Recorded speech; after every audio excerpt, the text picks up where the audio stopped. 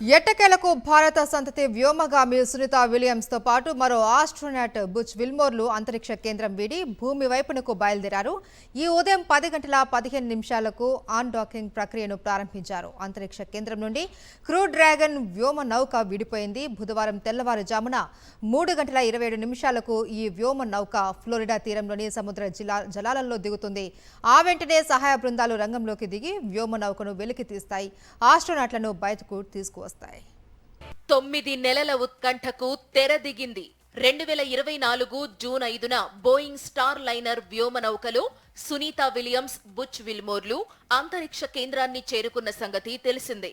వారం రోజుల పాటు అక్కడ ఉన్న ఈ ఇద్దరు తిరుగు ప్రయాణం అవుదామనుకునేసరికి స్టార్ లైనర్లో సాంకేతిక సమస్యలు వచ్చాయి.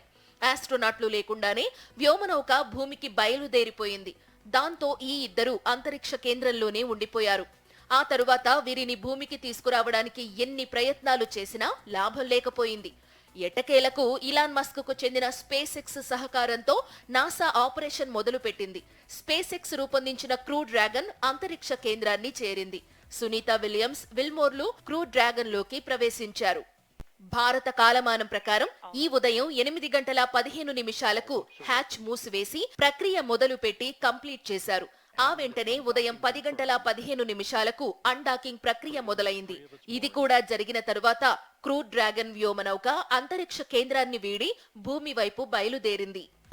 Undocking occurring right on time at 12:05 a.m. Central Time. SpaceX on the Big Loop, depart burn 0 nominal.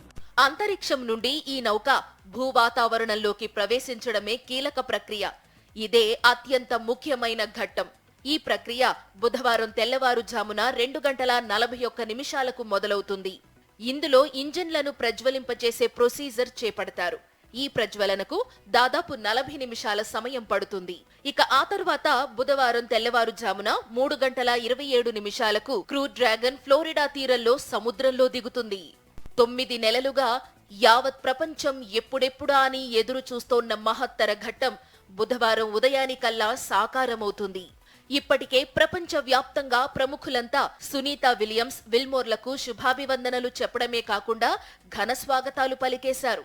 ఈ ఇద్దరు ఆస్ట్రోనాట్లు భూమి మీద అడుగుపెట్టిన మరుక్షణం వీరికి అద్భుత రీతిలో స్వాగతం పలకడానికి నాసా ఏర్పాట్లు చేసింది. భూమి మీదకు చేరిన తరువాత వీరు ఇక్కడి వాతావరణానికి అలవాటు పడ్డానికి కొంతకాలం పడుతుంది.